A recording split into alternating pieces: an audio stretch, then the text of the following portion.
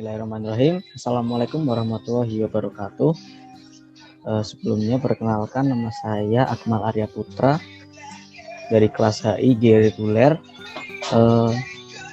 Saya akan menjelaskan tentang presentasi, yaitu pengantar sosiologi tentang kelompok sosial brand dunia, yaitu Apple, dengan dosen pengampu Pak Dr. Siti Jatmika, MSI. Di sini saya akan menerangkan tentang konteks sosial politik kemunculannya, kemudian aspek kepemimpinan, aspek sistem nilai, aspek kegiatan rutin, aspek pengikut setia, aspek ekspresi simbol, kebudayaan atau ikon, aspek perubahan sosial pada kelompok sosial tersebut. Saya mulai dari konteks sosial politik kemunculannya. Pada tahun 1970, terjadi revolusi industri 3.0 atau 3.0. Berkembangnya penggunaan elektronik dan teknologi informasi guna otomatisasi produksi. Sistem otomatisasi berbasis komputer inilah yang membuat mesin industri tidak lagi dikendalikan manusia dan dapat menekan biaya produksi dengan sedemikian rupa. Kemudian, pada saat itu pula, tepatnya pada 1 April 1976, Apple dirintis. Apple dirintis oleh 3 orang, yaitu Steve Jobs, Steve Wozniak, dan Ronald Wayne.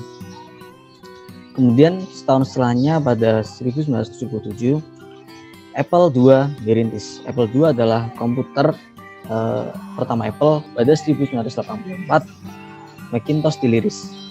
Macintosh menggunakan GUI, sistem operasi yang dikenal sebagai sistem 1 atau versi paling awal dari sistem operasi komputer Apple saat ini, yaitu macOS.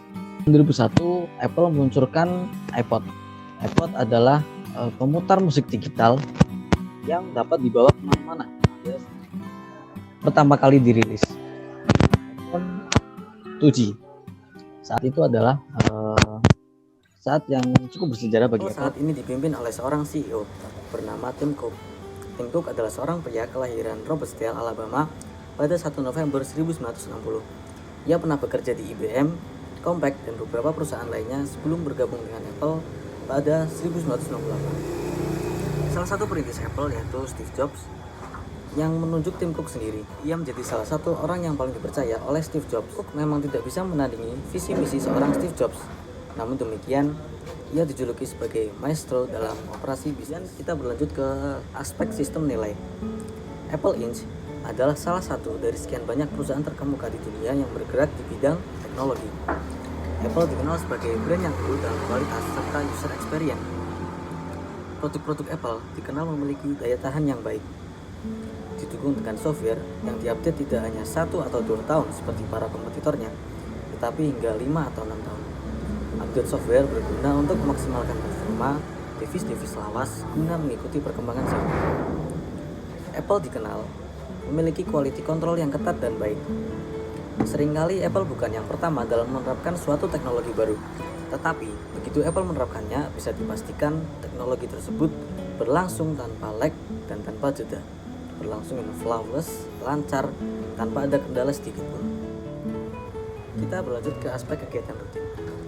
Apple memiliki beberapa kegiatan rutin setiap tahunnya, yaitu yang pertama Apple WWDC atau Apple Worldwide Developers Conference, dan kemudian Apple Event. Pada Apple WWDC, seringkali Apple mengumumkan tentang teknologi. Pada Apple Event juga Apple seringkali meluncurkan produk-produk terbarunya atau mengumumkan produk yang akan diluncurkan di kemudian hari. Apple memiliki para penggemar sendiri yang fanatik terhadap produk-produk dan teknologi dari Apple. Penggemar setia itu tersebar di seluruh penjuru dunia. Ini yang disebut sebagai Apple fanboy. Apple fanboy ini selalu menanti dan mengikuti perkembangan dan peluncuran dari produk-produk terbaru Apple serta teknologi-teknologi yang Apple miliki.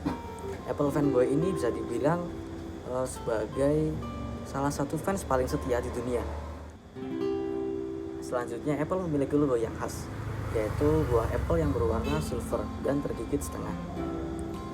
Ada yang mengatakan bahwa logo ini dibuat untuk mengenang pencipta komputer pertama, Enigma, ada pula yang mengatakan sebagai sumber ilmu pengetahuan karena menginspirasi Sir Isaac Newton yang menemukan teori gravitasi dari jatuhnya buah apel dari pohonnya. Kemudian yang terakhir, aspek perubahan sosial pada kelompok sosial tersebut, atau pada konteks ini yaitu kelompok sosial dari berdirinya Apple.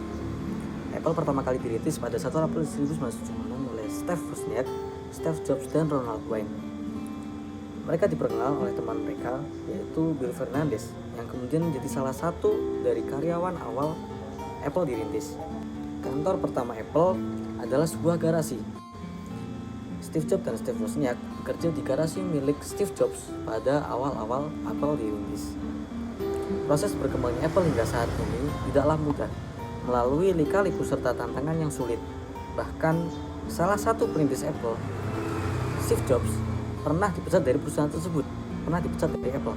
Steve Jobs dikenal sebagai pribadi yang inovatif, mampu mengembangkan inovasi yang baik dan signifikan pada Apple. Beberapa pencapaian terbesar Apple yaitu Macintosh, iPod, dan iPhone.